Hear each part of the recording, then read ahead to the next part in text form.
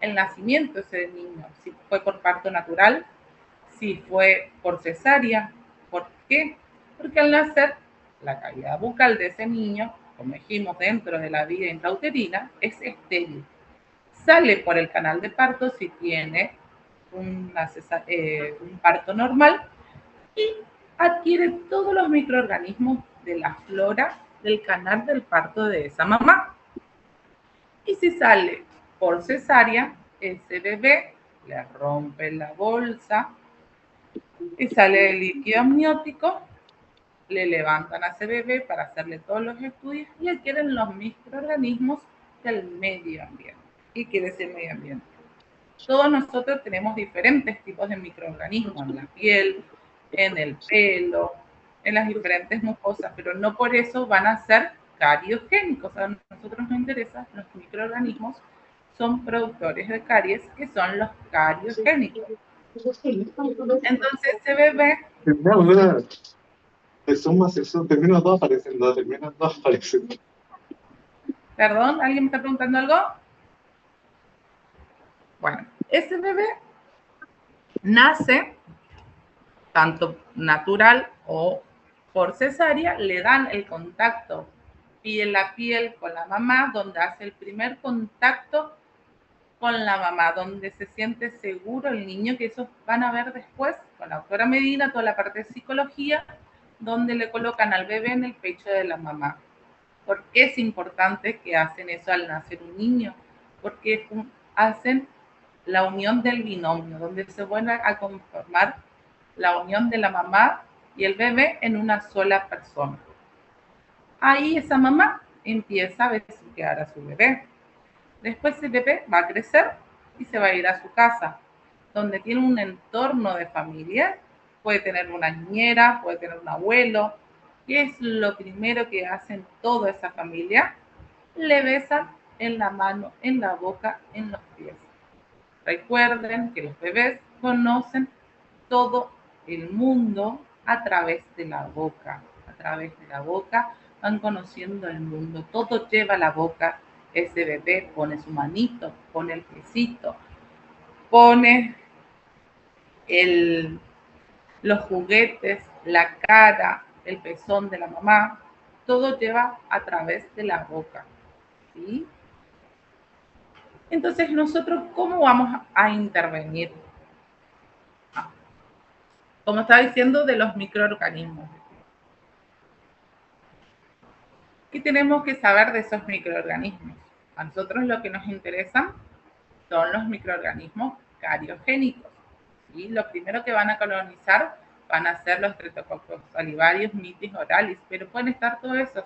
Pero si el rey león acá es el streptococcus mutans, no está colonizando, no va a haber caries. Entonces nosotros lo que tenemos que hacer es prevenir ese periodo de ventana de infectividad que se llama, es durante los 19 a 31 meses de edad del niño, es aproximadamente entre el año y medio y 2 años y medio. Si dentro de ese periodo el niño no contrae el microorganismo cariogénico, ese niño va a pasar un periodo de 2 o 3 años sin caries. ¿Sí? ¿Cómo vamos a retardar esa contaminación? Vamos a impedir haciendo nuestras prevenciones con esa mamá, con esa familia, como aconsejando que no le besen en la boca, que no le besen en las manos, que no soplen la cuchara con los alimentos o que prueben antes. Hoy ven en Instagram, en todas las redes, que las mamás le dan el mate y es re chistoso que esa bombilla pasó por toda la familia y el bebé está succionando una bombilla de un mate donde está contrayendo todos los microorganismos y aparte todas las enfermedades. ¿Por qué viene la gingivodermatitis herpética? Porque es un contagio de un flujo de saliva. Entonces, todo esto es disminuir o evitar o retrasar la contaminación de la cavidad bucal de ese niño. Pero ese niño creció y va a tener dientes y tenemos que actuar sobre la placa bacteriana. todo estamos hablando sobre los microorganismos. El primer factor importante de las caries. Y vamos a hacer es a través de la placa bacteriana. Controlar eso, porque el microorganismo siguió su función, sigue comiendo ese niño, no se cepilla y aparece una placa bacteriana que es formada después de las 12 horas de ese niño de cepillarse. Entonces, ¿qué hay que hacer? Muy importante es motivar a ese niño y a la familia para mantener los hábitos adecuados de la remoción de la placa bacteriana. ¿Y a través de qué va a ser? Mediante técnicas de higiene bucal. ¿Sí? Vayan viendo todo lo que les subrayé con rojo, porque todo lo rojo son preguntas de exámenes parciales y finales. ¿Sí? ¿Y cómo vamos a enseñar a ese niño y a esa familia? Disculpe, doctora, no está corriendo el Power. Está en la ¿No? primera ¿En diapositiva cuál? nomás.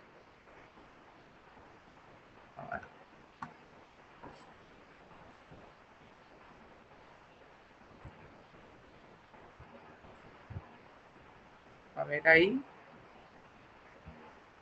Ahí. Sí, ahí se Ahí ve, ven. doctora. Sí, sí. Ahí está el PowerPoint. Pero no está en pantalla completa el Power. Chicos.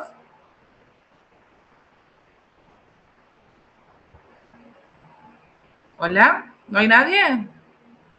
Se ve, Número doctora, pero no 6. está en pantalla completa.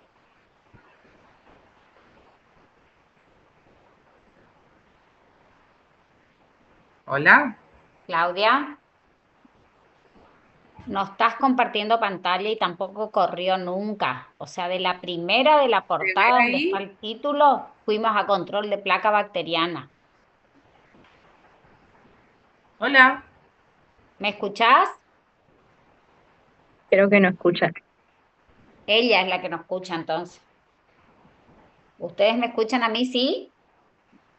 Sí, doctora, se le escucha. Sí, doctor, te escucho. Bueno, esperen que me comunico por ella por privado. Me voy a mutar y hablo con ella. Esperen.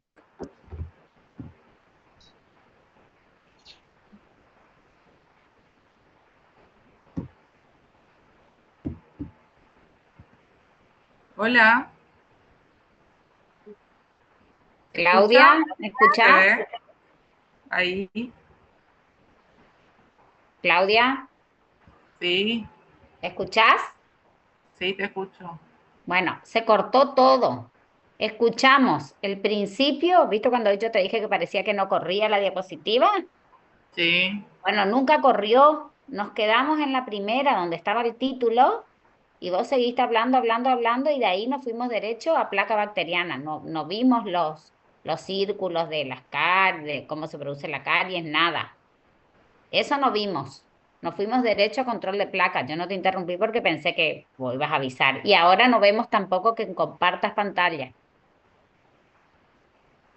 Ahí. No, no estás compartiendo. Ahí se ve. Ahí sí se ve, doctora. Está, Ahí está en llegó, la ahí primera. llegó, ahí va. La segunda, caries dental.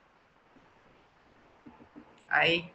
Ahí eso es todo lo Los que explicaste microorganismos. del recién nacido, pero ellos no vieron la diapositiva. Ahí va. Bueno, ¿hasta dónde escucharon? A ver. Microbiota, el contagio, las indicaciones. Usted estaba en la diapositiva 6. Sí, ahí estaba, pero hasta ahí escucharon. Sí, sí, sí, hasta ahí se escuchó. Pero usted no estaba compartiendo. Ahí se ve bien, disminuida la pantalla. Sí, doc, se ve bien. A ver, pongo ahí. Ahí se ve. Sigue quedando el Power sin estar en pantalla completa.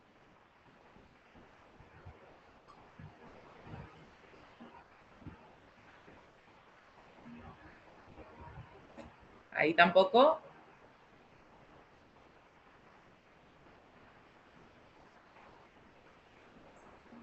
No, doctora, pero si quiere, se ve bien ahí.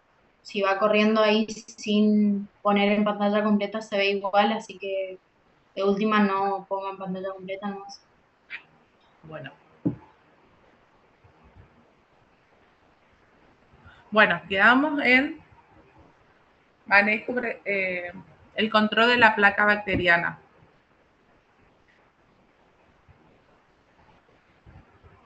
Espera.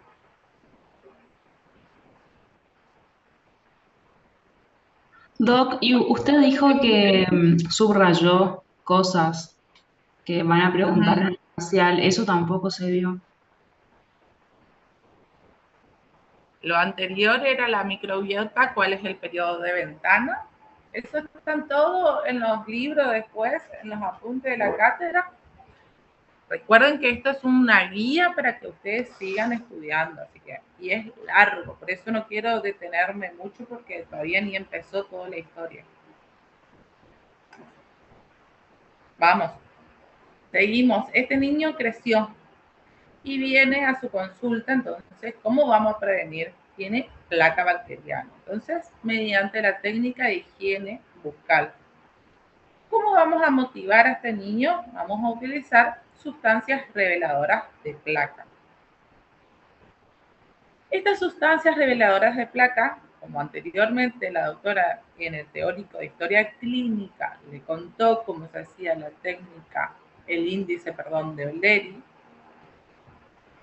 vamos a utilizar, puede ser en comprimido o en solución, para niños pequeños menores de 5 años. Esta solución se puede presentar de color azul, verde, fucsia o doble, que se cambia el color de azul a violeta. Se recomienda los colores fucsias no, que no impresionen a ese niño, que son menores de edad de 5 años, porque creen que puede ser sangre. Entonces asusta ese color. Y en comprimido, en mayores de edad, podemos utilizar de 5 años, que pueden manejar la pastilla dentro de la cavidad bucal con la lengua, ¿sí? ¿Esto qué nos va a ayudar? A motivar a ese niño y a enseñar la técnica de cepillado según, acuérdense bien, según su edad y motricidad de ese niño. Para el manejo del control de la placa bacteriana, vamos a tener dos métodos, uno mecánico y uno químico. El mecánico, el popular conocido, y cepillo dental. Este cepillo puede ser manual o mecánico, es decir, eléctrico. ¿Cuáles son las técnicas de higiene bucal? Para un bebé sin diente se puede utilizar una gasita y agua. Enseñarle con cuidado a esa mamá, sin lastimar la mucosa del niño, a hacer la higiene. Luego, cuando aparece la erupción del primer diente, se puede utilizar un dedal de silicona que tiene la forma de un cepillo dental y agua. Cuando aparece el primer molar temporario, ya se cambia a un cepillo dental y pasta dental. En la erupción completa de ese niño se continúa con cepillo y pasta dental. ¿Qué técnicas de cepillados se conocen? Esta va a depender de la edad y la coordinación motora y psicomotriz de ese niño. Cada técnica tiene su fundamento y según la edad para recomendar a cada niño y a cada papá. Primero tenemos la de Starkey, que es de 6 meses a 2 años, que es realizado por el padre. Luego la técnica horizontal de 3 a 5 años, que puede ser realizado ya por el niño, con supervisión y repaso del padre. La técnica circular de Fones, que es de 6 a 8 años. Esta se da durante el recambio de las piezas dentarias. ¿Por qué? Porque se realizan con círculos amplios para masajear la encía que está en recambio y está inflamada. Y la técnica de VAS, que es a partir de los 9 años en adelante, siempre que el niño tenga la madurez psicomotriz, psicológica y motriz que pueda realizarlo. No todos los niños pueden hacer una técnica de VAS. En cuanto a la dosificación de pasta dental, hoy en la actualidad se aconseja la pasta dental con 1000 a 1500 partes por millón, en la cual lo que va a estar dosificado va a ser la cantidad de pasta dental que se coloca en el cepillo dental de ese niño. De 1 año se va a hacer colocar medio grano de arroz. De 2 a 3 años es el tamaño de 1 grano de arroz. De 3 a 4 años el tamaño de una lenteja. A partir de 5 o 6 años va a ser el tamaño de una arveja. Esta siempre está supervisada por el padre o tutor, es el que tiene que dosificar la pasta dental. Como dijimos que hay dos tipos, un control químico y mecánico de la placa bacteriana. Este control químico es la clorhexidina. La clorhexidina es como coadyuvante del control mecánico de biofilm dental. ¿Dónde está indicado la clorhexidina? ¿En qué pacientes? En pacientes que pueden salivar, presentar un alto riesgo y actividad de caries, en pacientes donde hay higiene mecánica imposible, por ejemplo, esos niños que están hospitalizados y que no pueden hacer un correcto cepillado con pasta dental y enjuagarse y escupir, pero sí se le puede enseñar a los padres que con un cepillo le pase la clorhexidina sin enjuagar y hacemos la prevención de placa bacteriana. ¿Cuáles son las desventajas de la clorhexidina? Que su uso no puede ser muy prolongado porque altera el gusto, mancha las piezas dentarias, deja de color amarillento, hay descamación de la mucosa, aumento de cálculo dentario.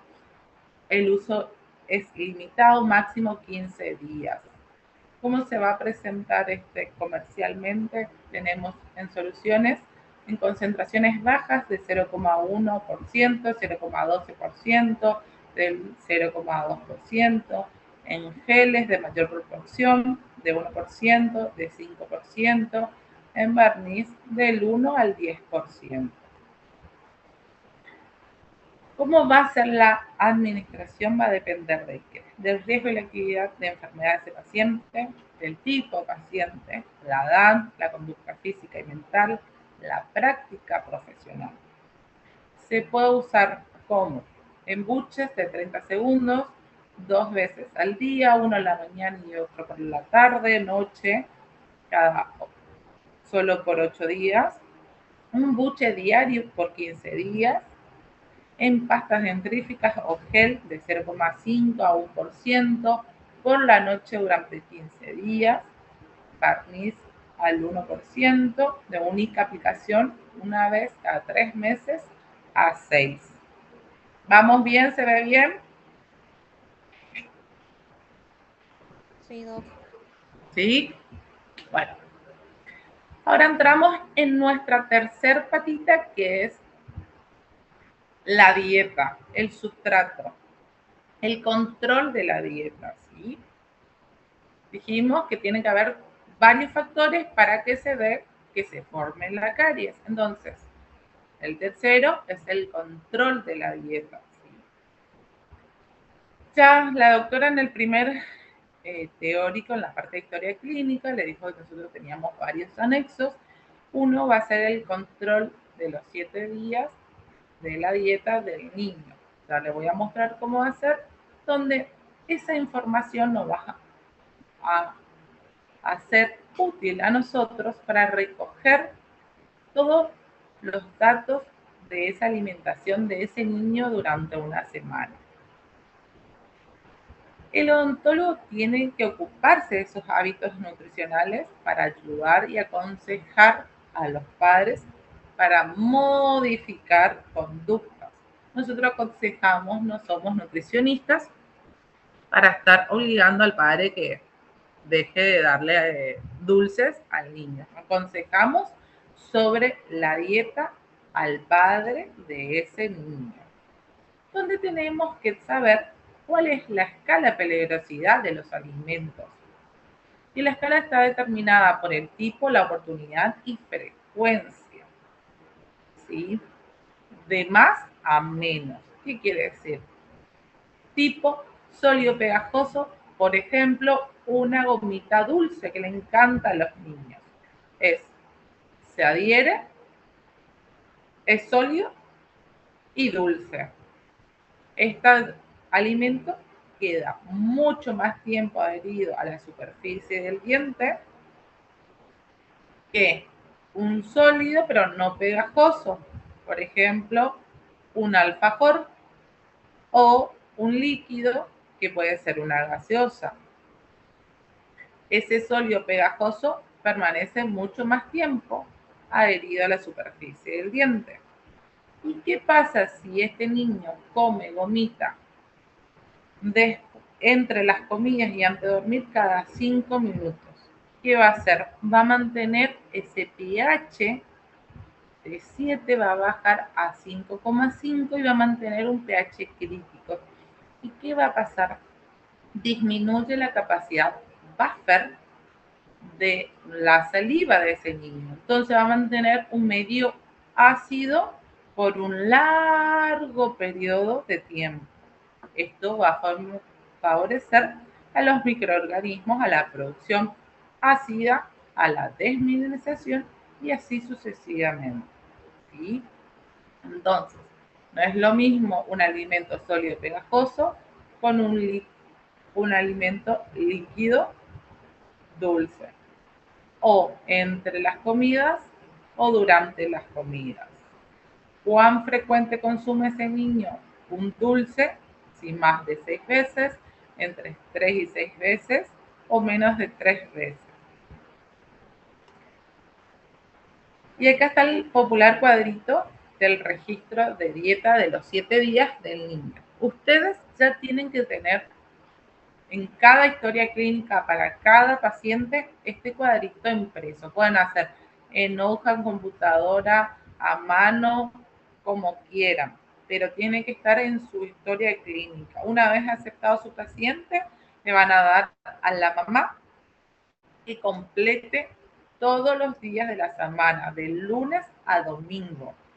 Va a completar qué desayuna. Si toma un cocido con leche, ¿con cuántas cucharitas de azúcar? 2 cucharitas de azúcar, un pan y mermelada, ¿sí? Entonces nosotros sabemos cuánta cantidad de azúcar consume por el día. Y a veces no solamente los azúcares, los hidratos de carbono también son fermentables, también hace una producción de ácidos en la cavidad bucal.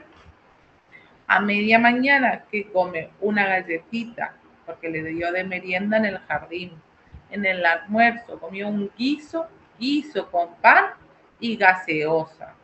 Media tarde se levantó y le dio que comió una manzana, comió una manzana. En la merienda otra vez chocolatada con 2 cucharitas de azúcar, pan con mermelada. En la cena comió de vuelta el guiso con gaseosa. Entonces, luego, cuando ustedes le den ese registro de la dieta de los 7 días de ese niño, van a cuantificar cuántos momentos de azúcar tienen.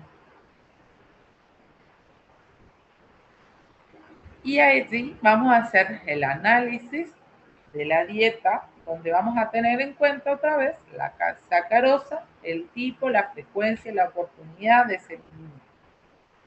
Y vamos a tener una valorización para la personalización de nuestro paciente, que tengan en cuenta que la dieta es un factor de riesgo de enfermedad de nuestro paciente. Esto es muy importante.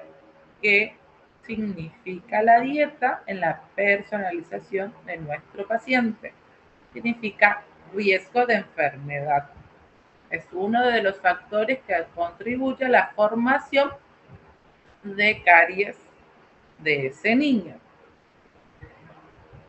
Acá volvemos, tenemos una historia clínica que empezamos a hacer y vamos a ver dónde estamos parados en toda esta información que la doctora me está dando, hablando de caries, prevención, técnica de cepillado, sustancia revelado, índices. Empezamos con una historia clínica el primer día, donde tenemos que hacer los índices. Primero el de Lowe y luego el de O'Leary. Vamos a utilizar la sustancia revelante de placa, la enseñanza de la técnica cepillado según la edad y la motricidad de ese niño. Luego hacer un cepillado mecánico por ustedes. Vamos a limpiar todo esa cavidad bucal para hacer el ontograma. Vamos a hacer el registro dentario de ese niño. Perdón. Vamos a hacer el registro dentario, que es el ontograma. Vamos a ver qué tipo de cavidades y lesiones tiene ese niño en la cavidad bucal. Van a realizar los estudios radiográficos, es decir, los de diagnóstico, que también le habló la doctora el primer día de historia clínica, cuáles son para menores de 6 años, 2 BIWIM de derecha a izquierda, 2 oclusales para menores de 6, para mayores de 6, la radiografía panorámica, 2 BIWIM de derecha a izquierda y periapicales necesarios. Y ahí entramos dentro del plan de tratamiento, se encuentra el plan preventivo básico, es uno de los anexos de la historia clínica de odontopediatría. Luego vamos a tener el rehabilitador y el de mantenimiento. Pero ahora nos vamos a centrar en lo que es plan preventivo básico. Dentro de ese plan preventivo básico encontramos la inactivación. Luego de inactivar, vamos a hacer la impresión. ¿Por qué se coloca acá la inactivación de las piezas dentarias?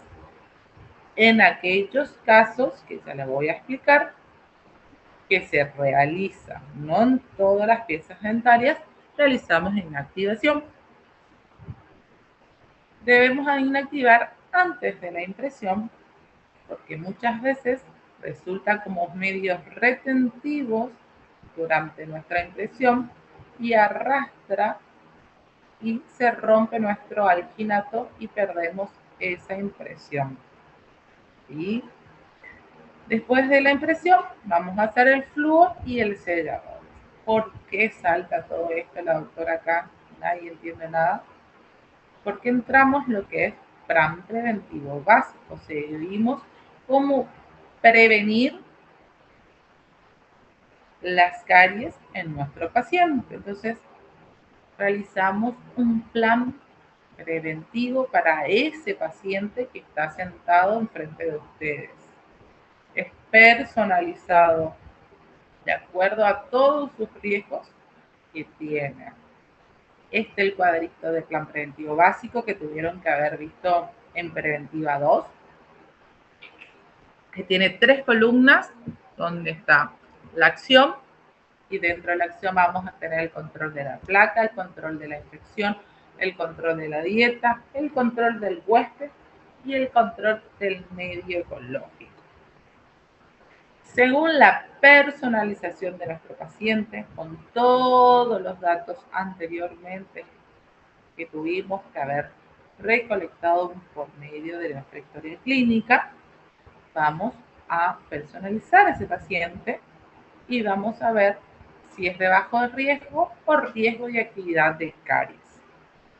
Se va a utilizar una sola columna, si es de bajo riesgo o de alto riesgo. ¿Qué acciones se va a hacer?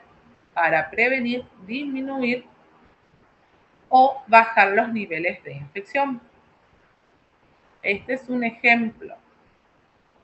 Si es de bajo riesgo o de alto riesgo y actividad. Si es de bajo riesgo, ese paciente va a tener menos del 20% del LERI, menos de 1 en el índice del LOE, y el control de CEPI retirado se puede mantener si ese niño está con una correcta higiene o cambiarle a la técnica acorde a su edad. En control de la infección no tiene que tener nada, que son las inactivaciones de las piezas dentarias. El control de la dieta, tuvimos que haber pedido el registro de la dieta de los 7 días y debe tener 3 momentos o menos de azúcar. Y el refuerzo del huésped, vamos a entrar con la topicación de flúor, que a todos los pacientes se le hace una topicación de flúor para prevenir o mejorar ese esmalte a través de la topicación con flúor. Los medios ecológicos van a ser con los selladores de fosa y fisuras si hay surcos profundos. Tiene que haber menos de 2 surcos profundos si nuestro paciente es de bajo riesgo. Si es de alto riesgo y actividad, va a tener un LERI mayor a 20, mayor a 1 el LOE. Se le va a enseñar la técnica correspondiente según su edad y motricidad. Puede tener cavidades abiertas donde se va a realizar la inactivación de la pieza dentaria número tal. Si tiene en el control de la dieta más de 6 momentos de azúcar, se va a hacer topicación con flúor según también su edad, y selladores de fosa y fisuras si se necesitara. Hay otro ejemplo, acá así se completaría en un paciente que tenga alto riesgo y actividad nuestro plan preventivo básico. En el control de la placa vamos a enseñarle la técnica circular de Fones. Se va a colocar la técnica de cepillado que le vamos a enseñar. Dentro del control de la infección dijimos que eran las inactivaciones de las piezas dentarias. Se va a poner inactivación de piezas dentarias 55 y 54, por ejemplo. Dentro del control de la dieta tuvimos que haber pedido el registro de la dieta de los 7 días y haber analizado ese paciente.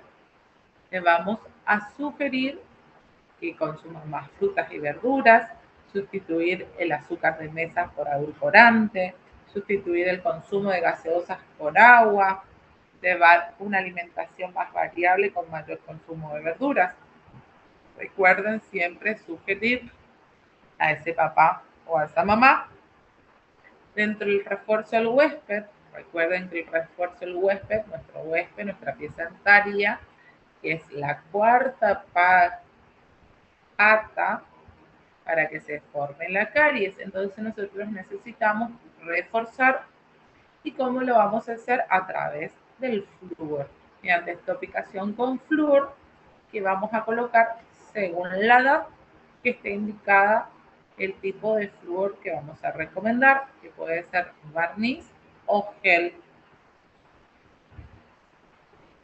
Y dentro del medio del control ecológico vamos a utilizar los selladores de fosas y fisuras, que también es una forma de ayudar a ese huésped que en nuestra pieza dentaria se encuentra recién erupcionada y sus surcos están muy profundos y son propicios para la acumulación de microorganismos y placa.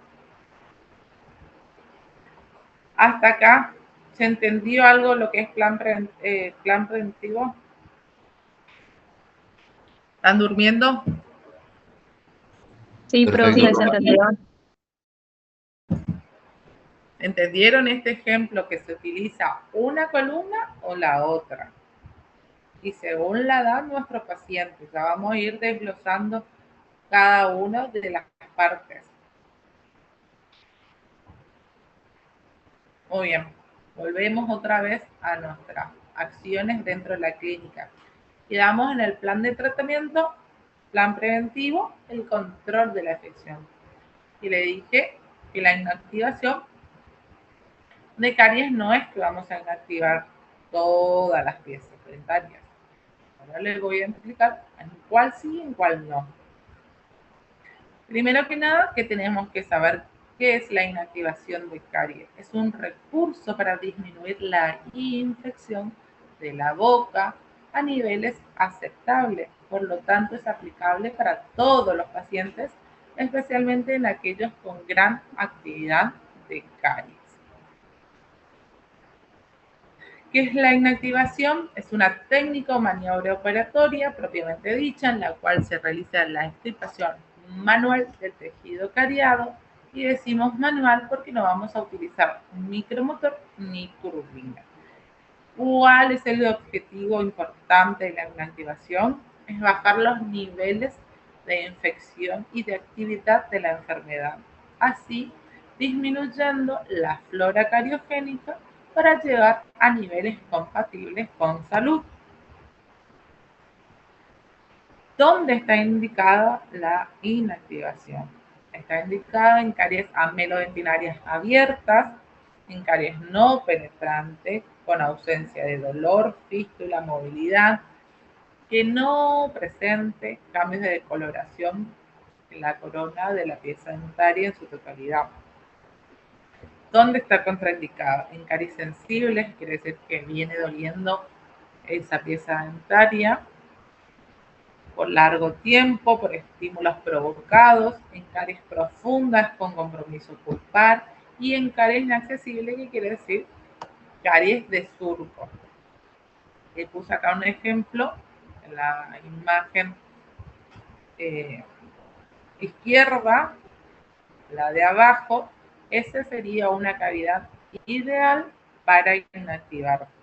Hay cavidad abierta, amelodentinaria, activa. La imagen superior izquierda es una mancha blanca que no van a ir a tocar para inactivar. Al igual que la imagen derecha superior, pueden ver una cavidad bucal con muchas caries penetrantes, con fístulas, resto radicular, que en esas piezas dentarias no irían a inactivar, pero sí podrían en la fotografía derecha inferior, en la pieza dentaria 36, en la 84 y en la 46. No la pieza dentaria 85, que se puede observar una caries penetrante con pérdida de más del 75% de la corona del diente, con cambios de coloración. En esas piezas no van a inactivar.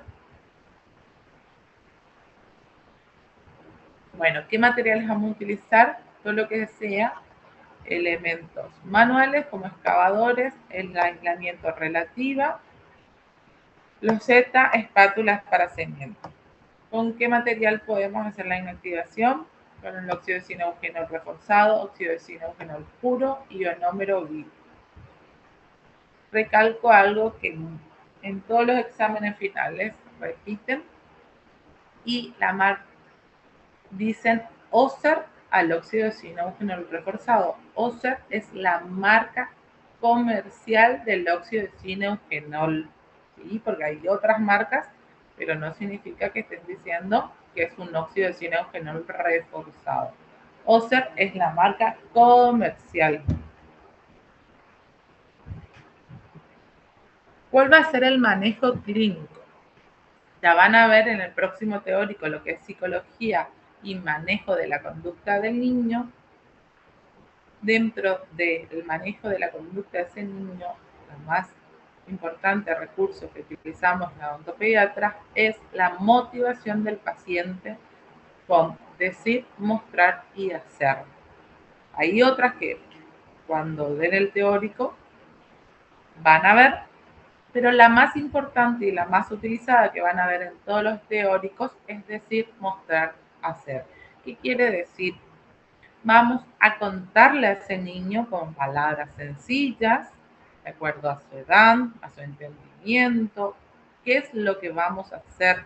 Le van a mostrar los instrumentales, le van a dar un espejo de mano para que miren y luego recién van a hacerlo. Una vez motivado ese paciente, van a cepillar la cavidad bucal, un cepillado mecánico, van a hacer el aislamiento relativo, van a hacer la eliminación de la caries propiamente dicha con excavadores. Los movimientos van a ser de forma centrípeta desde la pared hacia el centro, donde van a eliminar la dentina reblandecida, infectada y necrótica. Una vez eliminada, limpiamos, acondicionamos la cavidad, manipulamos el material. La consistencia del óxido de zinc reforzado es una consistencia de masilla, que espatulan y se levanta todo junto el material. No es de chicle, no es de hilo, es de masilla. Obturamos la cavidad, miramos la oclusión, hacemos las indicaciones al padre y al tutor, que no puede comer nada por 10 minutos. Hasta acá, ¿cómo venimos? Bien, profe. Bien, Doc. ¿No se durmieron? No, estamos acá, doctora. Doctora, Bueno, dijo, disculpe, la eliminación de la caries de las paredes hacia el centro. sí, desde la pared hacia el centro. Gracias. Recalcarle, Claudia, que antes de inactivar realizamos una radiografía periapical para ver si es penetrante o no penetrante. Vos dijiste penetrante o no penetrante, pero claro, ¿cómo vemos eso? Claro, en todo lo que es recurso de diagnóstico y radiografías.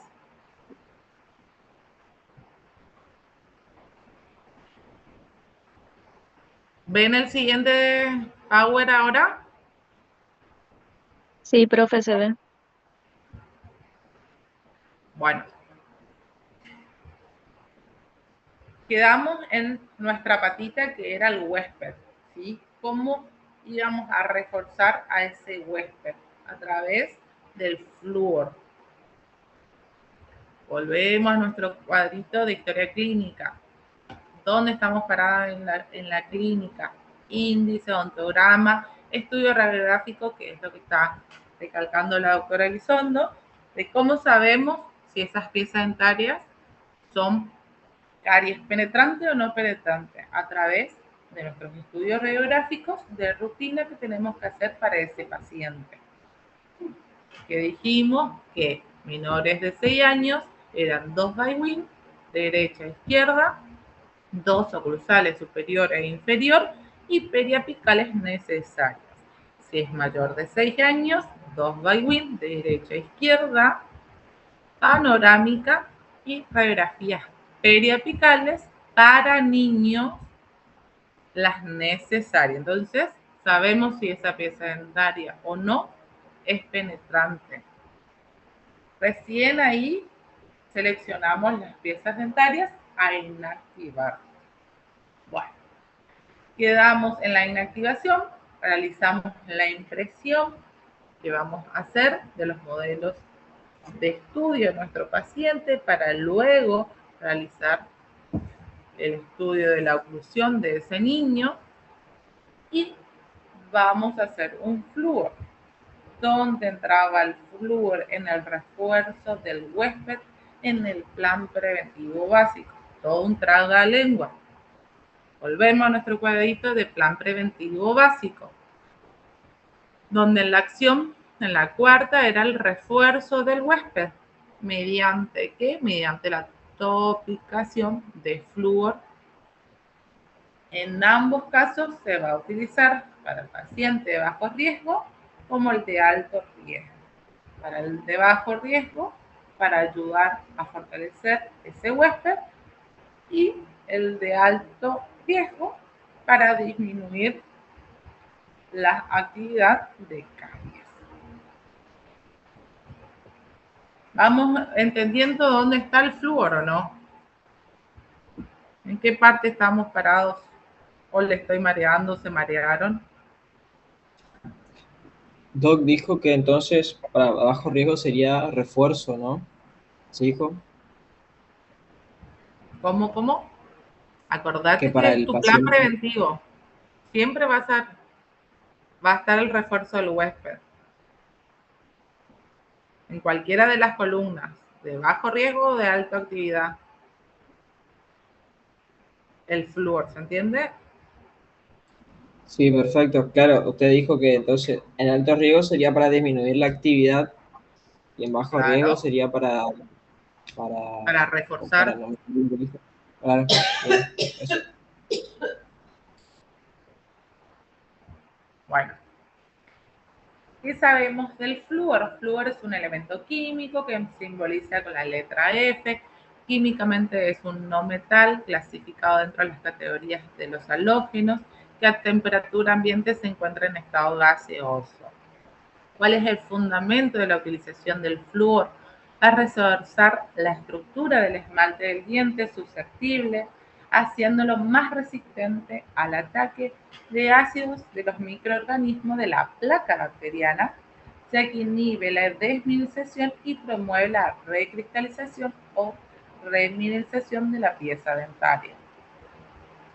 ¿Qué acciones tiene este flúor? Va a aumentar la resistencia del esmalte, favorece la remineralización, la acción antimicrobiana, que puede ser bactericida o bacteriostática. ¿Cuáles son las funciones de este flúor? Puede ser preventiva o terapéutica, preventiva en dientes sanos, que actúa sobre el diente sano reforzando la estructura, haciéndolo más resistente al ataque de ácidos de los microorganismos. Terapéuticas en manchas blancas, que puede revertir el proceso, en dientes con gingivitis, actúa como bactericida o bacteriostático, actúa sobre el metabolismo de las bacterias, previene y alivia la sensibilidad. ¿Cuál es el objetivo terapéutico del flúor? Mantener un nivel mínimo diario de iones de fluoruro en la saliva y o en la placa, que hace que disminuya la solubilidad del esmalte y el cemento dentinario. Así favorece la remineralización de las zonas afectadas y desmineralizadas incipientes. ¿Cómo se puede incorporar el flúor? Por medios sistémicos o tópicos. Sistémicos en forma de agua de consumo, que puede ser potable o embotellada por suplementos alimentarios, en leche, sal y otros alimentos. Y en formas tópicas pueden ser geles, barnices, pastas dentales, hilos dentales y dispositivos intraorales. En las formas sistémicas vamos a tener la fluoración de las aguas, que es considerada por la Organización Mundial de la Salud una de las 10 primeras medidas de salud pública más importantes en el siglo XX, que estén fluoradas esas aguas de consumo. La concentración de flúor en las aguas de consumo va a estar determinada de acuerdo a la temperatura media anual de la región. ¿Qué quiere decir esto? Que en la zona, acá en el norte de la Argentina, que hace 40 calor bajo la sombra, va a tener menos concentración de flúor porque el consumo de agua diario es mucho mayor que una persona que viva en la Patagonia que no consume casi agua. Y el contenido óptimo de ese flúor en las aguas de consumo es de 0,8 a 1,2 partes por millón, es decir, 1 gramo en 1 litro de agua.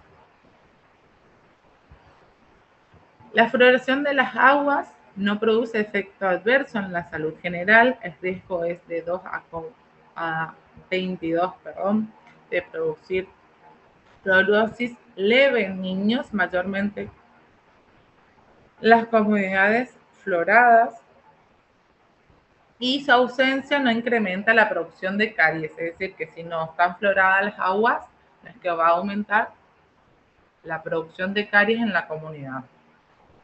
Otro tipo de adquirir la flúor sistémicos a través de suplementos que vienen en gotas o en comprimidos. La dosis óptima diaria va a ser de 0,05 a 0,07 miligramos por kilogramos.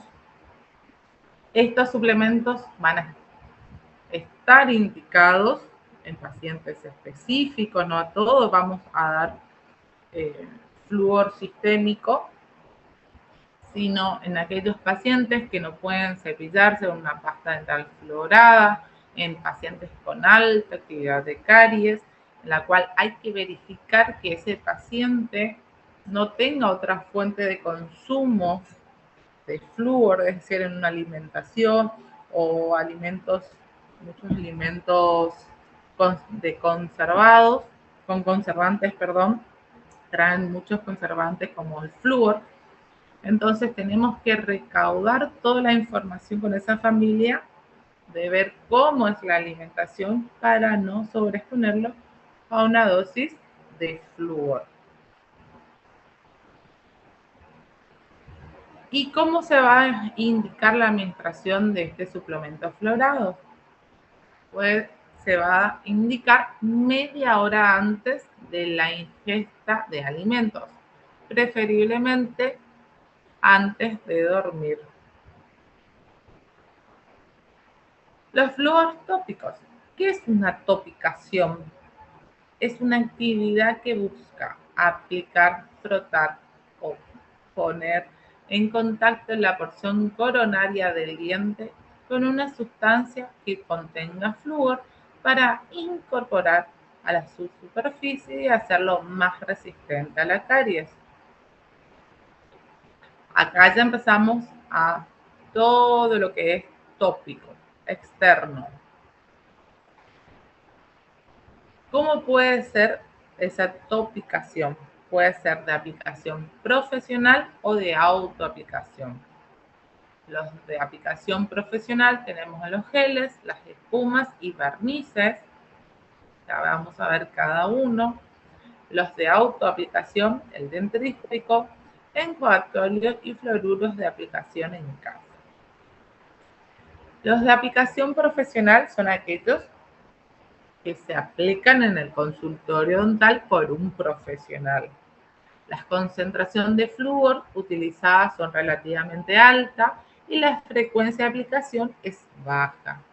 Contribuye a una herramienta valiosa y efectiva y de bajo costo para combatir las caries. Borrar igual es poner acá. Eso porque pagan y prenden la camioneta. ¿Perdón? ¿No lo escucho? Borran porque el misterio es... Bueno, acá le puse los barnices, diferentes marcas de barnices. ¿Hay alguien me está hablando?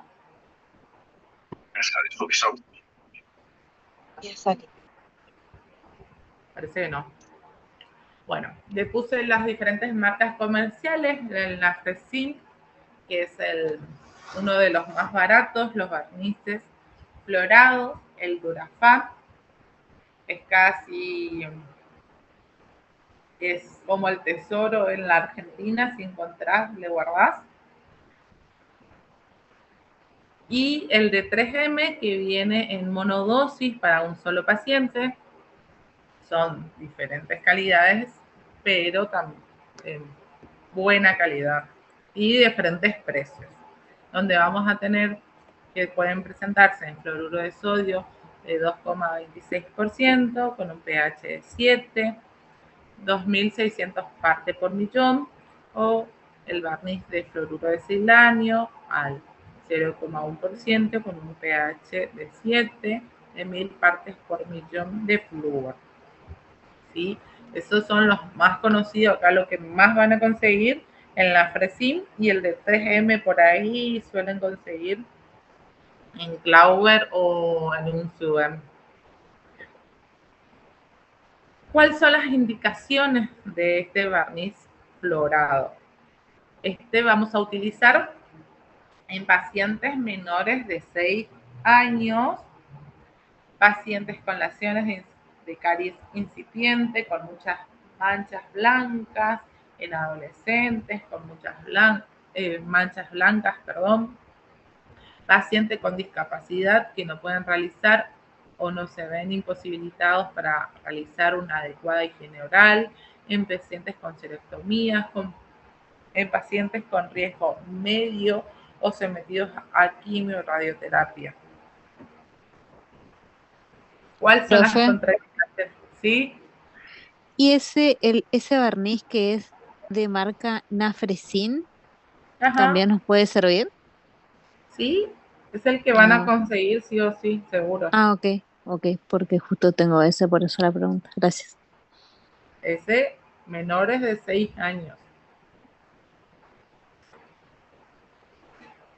¿Cuáles son las contraindicaciones? Los pacientes asmáticos, pacientes con gingivitis ulcerativa, ostomatitis, pacientes con sensibilidad o reacciones alérgicas, algunos componentes del barniz, no al flúor. ¿Cuál va a ser la ventaja de estos barnices fluorados? Que se logra mayor tiempo de exposición, es decir, va a estar adherido a la pieza dental mayor tiempo posible. Hay un contacto entre la superficie del esmalte y el agente tópico fluorado. Van a liberar flúor lente permanentemente. Aumento de la incorporación de ese ion a la superficie de ese diente. Se puede colocar en dientes que tienen humedad con saliva, por eso se utiliza en niños menores, se utiliza con aislamiento relativo, tiene un color amarillo a naranja para poder controlar visualmente su aplicación, tiene mínimo riesgo de ingesta. Recuerden que los niños menores de 6 años le cuesta salivar y ingieren todo, a su vez le da si no le va a dar el reflejo del vómito, que le puede pasar con las cubetas para la topicación, y es de fácil, rápida aplicación y no requieren grandes cantidades. ¿Cuál va a ser la técnica de aplicación? Otra vez, el manejo del paciente, motivamos, vamos a decir, mostrar y hacer. Luego vamos a hacer la profilaxis profesional con cepillado mecánico, aislamiento relativo. Vamos a colocar el barniz con un pensal en el tercio gingival de la pieza dentaria y evitar el contacto de la mucosa. Y si pasa, no pasa nada. Pero cuanto mejor evitemos, mejor. Porque le empieza a molestar el niño. Tenemos que aplicar sobre la superficie, no como muestra la figura derecha superior, que chorrea por todos lados, porque después el niño toca con la lengua, le molesta, le da asco. ¿Y qué indicaciones le vamos a dar a ese papá post barniz de flúor? Dieta blanda, que no se enjuague, no puede cepillarse por 24 horas, no ingerir alimentos sólidos por 1 hora aproximadamente después de la aplicación y no consuma agua por media hora. Cuanto mayor tiempo posible se encuentra adherido ese barniz de flúor, es mejor, recuerda. Entonces, ¿y al niño qué sensación le va a dar? Que salivan mucho. Entonces, le van a dar un servilleta de papel porque van a ver que ese niño va a salivar. Es una de las acciones que tiene ese barniz. Muy bien. Pasamos a los fluoruros tópicos, es decir, en presentación de gel. Ese gel va a venir en flúor, gel, flúor, fosfato acidulado a 1,23%, pH 3,5, va a tener 12.300 partes por millón. Este es el que está indicado para niños mayores de 6 años que pueden salivar y escupir y no tragar. Cuando está indicado en pacientes de alto riesgo de caries, que se va a realizar topicaciones cada 3 meses. Cuando tiene un riesgo mediano, va a ser cada 6 meses y de bajo riesgo una vez cada año. ¿Cuáles son las ventajas de la disminución de caries? Entre el 20 al 40%, es de bajo costo, es una técnica fácil de realizar, aporta iones de calcio que interactúan con el fluoruro y se produce la precipitación del fluoruro de calcio que actúan como reservorio del flúor. ¿Cuál es la desventaja? Que no se puede utilizar en niños menores de 6 años. ¿Cuál es la técnica de aplicación? Otra vez, manejo de la conducta, decir, mostrar y hacer. Luego vamos a hacer la detección y el control de la placa bacteriana. Vamos a cepillar todas las piezas dentarias, un cepillado mecánico. Vamos a hacer la desperculización del esmalte con una tacita de goma abrasiva y piedra pómez. Limpiamos toda la superficie de las piezas dentarias para favorecer y crear microporos en el esmalte para que pueda incorporar el flúor. Una vez que hacemos eso, preparamos las cubetas para la topicación con flúor. Vienen de polivinílico o con un revestimiento de cera que son adaptables, es decir, se calientan un poquito y se pueden adaptar a la forma de la oclusión de su paciente. Vienen de diferentes tamaños, pequeño, mediano y grande, que tienen que mirar aproximadamente cómo es la cavidad bucal de su niño. Una vez adaptado, se hace un aislamiento relativo con suctor nada más. Van a colocar al paciente en una posición de 90 grados, que no esté hacia atrás, recostado, porque va a tragar y atragantarse con las cubetas y el flúor. Imagínense, las cubetas se van a cargar un 40% por lo anteriormente mencionado, de que no se le vaya hacia atrás, no se atraganten. A veces al niño no le gusta el sabor y empieza a dar el reflujo del vómito que puede pasar, así que no se asusten si pasa, hay que limpiar nada más. Una vez que colocamos las cubetas en la boca, pueden ser de a uno o las dos juntas, dependiendo la apertura y el tamaño de la cavidad bucal de ese niño, y se espera, de acuerdo a las indicaciones del fabricante, entre 1 a 4 minutos. Después, ¿qué indicación le vamos a dar al papá que acompaña a ese niño que no puede enjuagarse la boca e ingerir nada líquido ni sólido durante 1 hora? Cuando ustedes van a hacer tanto el barniz o la topicación con flúor, después de cepillar, hacer el cepillado mecánico y se lava la boca que le hicieron con piedra pómez, lo primero que tienen que hacer es tirar el vasito del sillón para que el niño tiene el instinto de que ustedes le hicieron el flúor y lo primero que agarra es el vaso con agua. Y chau su técnica de topicación con flúor. Tienen que volver a hacer. Entonces lo primero que tienen que hacer una vez que van a empezar a hacer es tirar ese vaso o que no tenga agua. Luego tenemos los fluoruros de autoaplicación. Los de autoaplicación son los que vamos a recomendar que el paciente utilice en la casa, que pueden ser enjuagues fluorados, dentríficos fluorados o geles de autoaplicación. Los enjuagues fluorados tenemos que son ideales para los programas preventivos escolares, debido a que pueden administrarse en grandes cantidades en niños con un costo bajo, mínimo, inhibe la glicólisis y la producción ácida de microorganismos, promueve la remineralización, es de bajo costo, es bien aceptado por el paciente, poco tiempo requerido para su aplicación, seguridad y efectividad para su aplicación. Los enjuagues fluorados, dentro de los más utilizados, son el fluoruro de sodio, que viene en concentraciones de 0,2% para uso semanal y el de 0,05% para uso diario.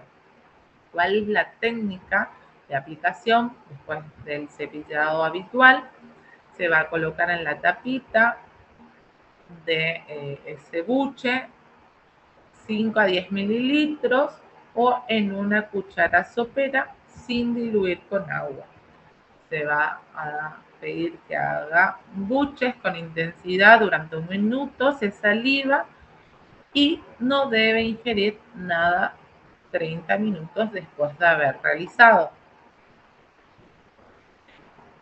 Dentro de los dentífricos florados tenemos,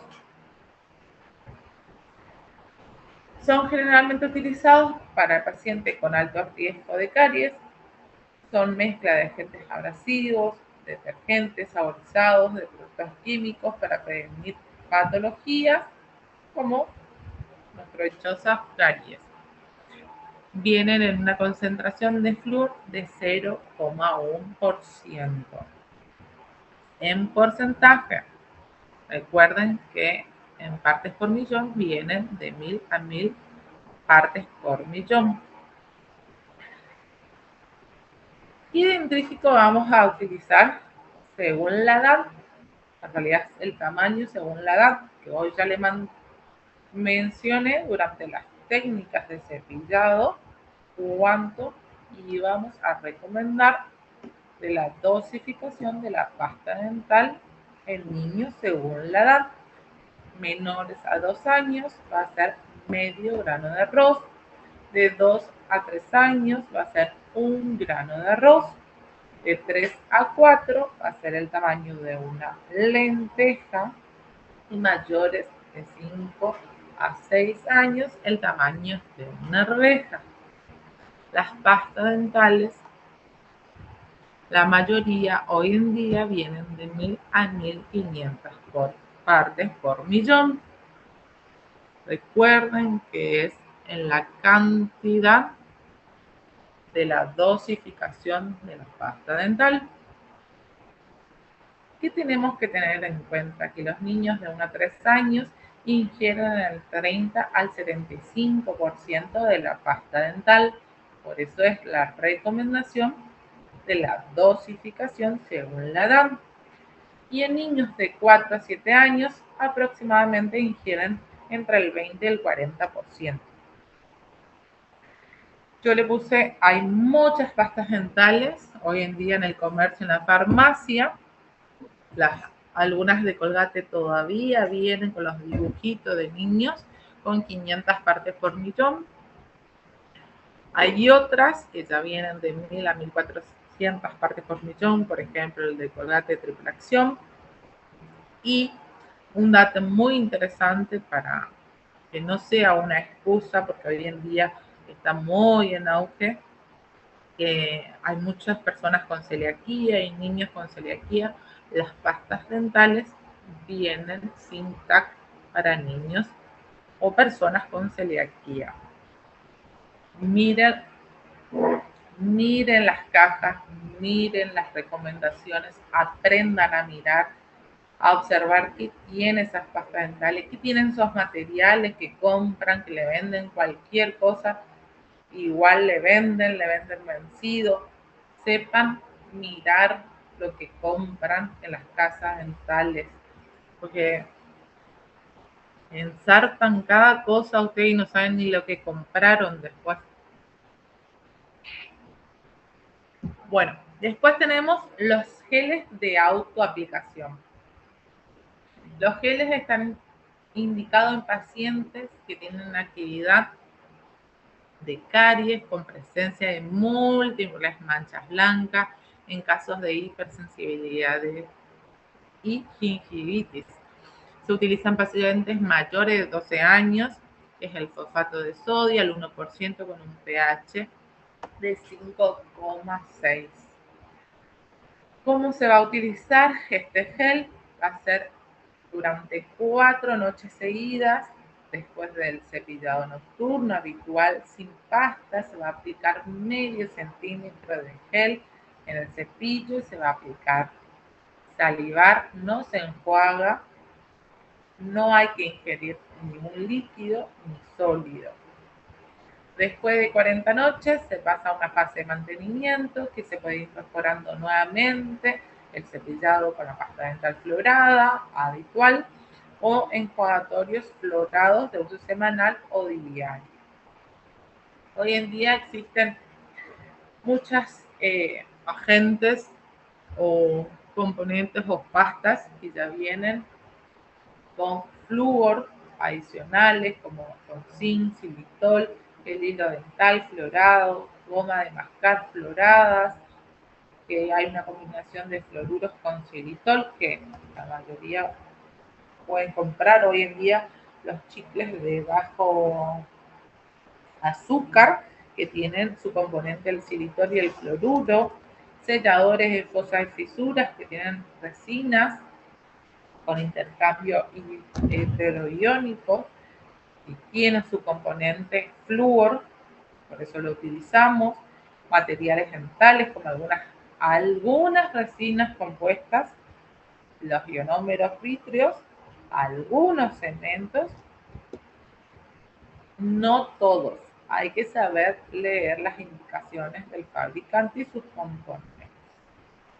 Bueno, nos falta un poquito más y casi terminamos. Hasta acá, dudas, consultas de todo lo que es flúor. Doc, yo tengo una duda. Yo ¿Sí? quería saber por qué el barniz se aplica a pacientes menores a 5 años y por qué la topicación se aplica a pacientes mayores de 5 años. Porque se adhiere en la superficie del diente y no se despega y actúa con la saliva.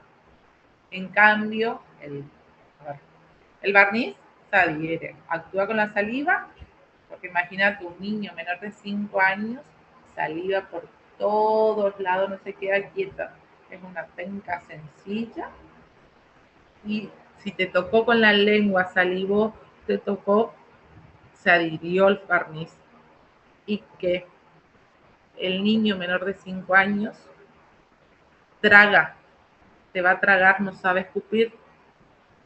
En cambio, si vos haces una topicación con flúor, con una cubeta, el niño tiene un reflejo enseguida de vómito, no le gusta, te va a vomitar, traga.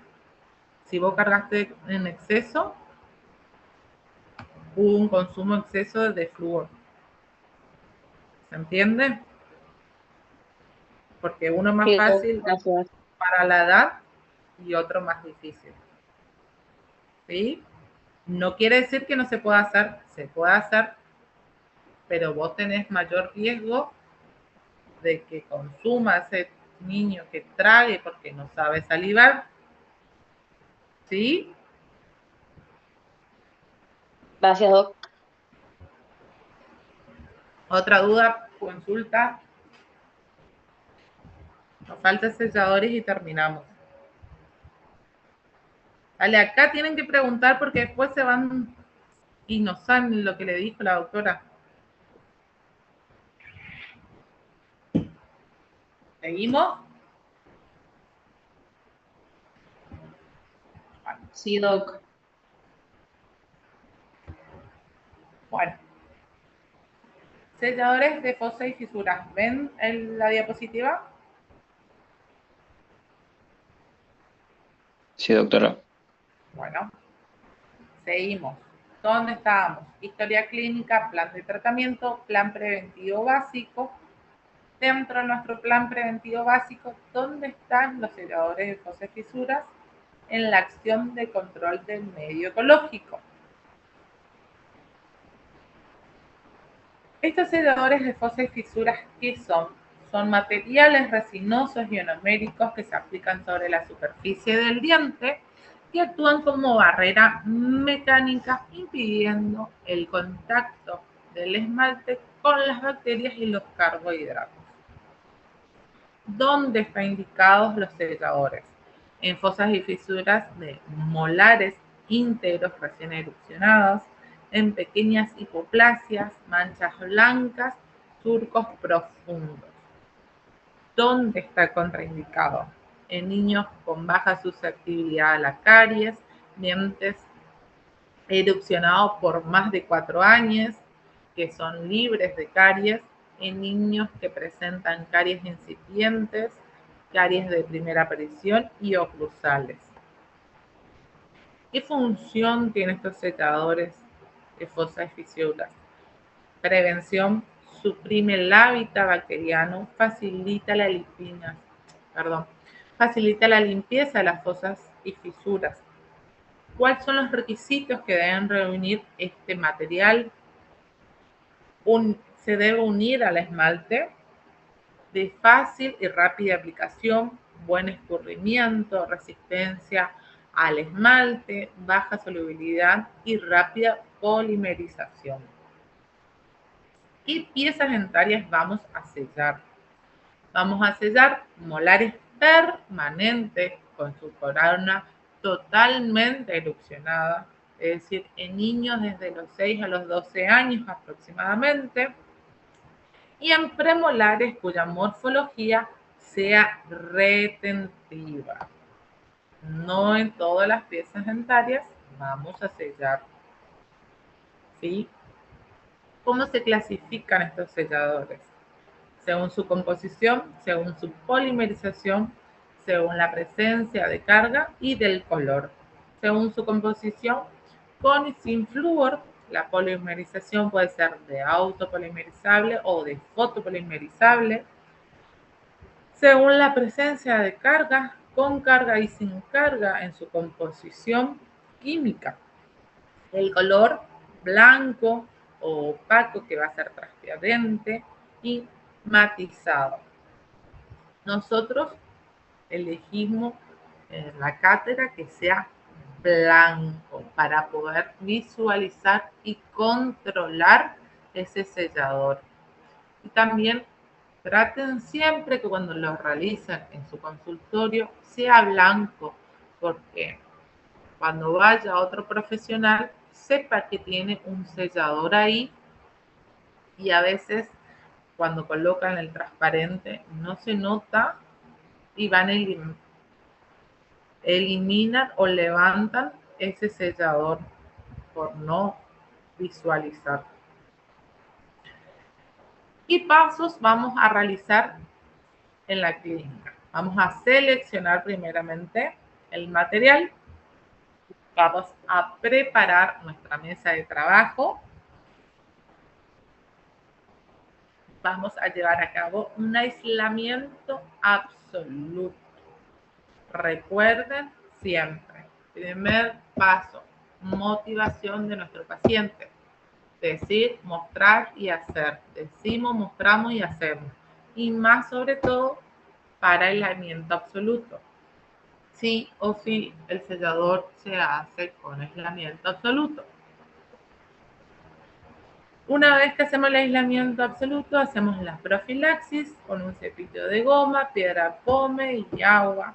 Preparamos la superficie dentaria, es decir, grabamos con ácido grabador. Luego aplicamos el sellador desde el centro de la fisura hacia las vertientes.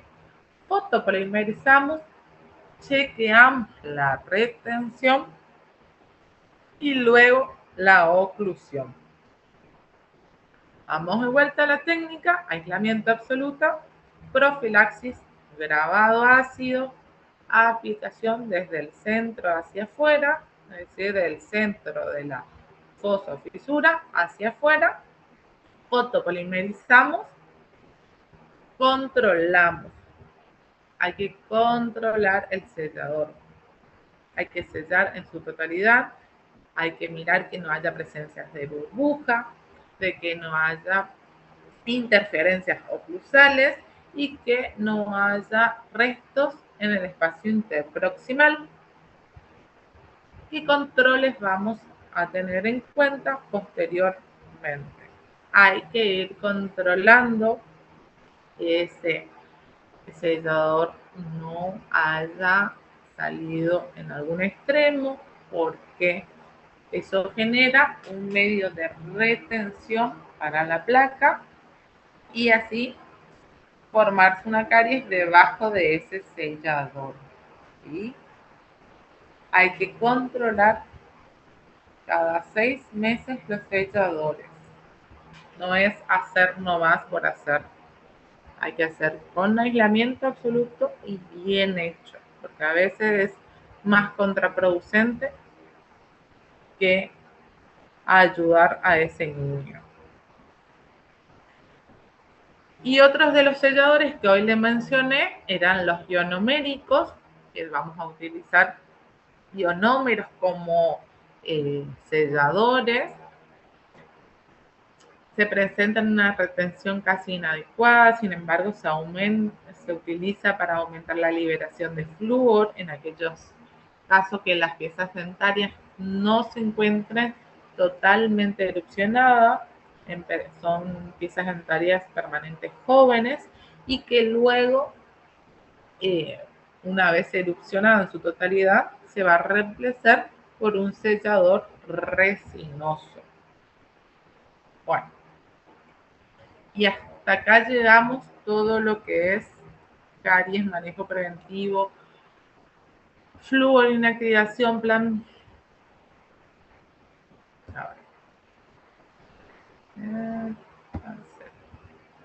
Bueno, hasta acá, dudas, consultas, inquietudes, no se murieron.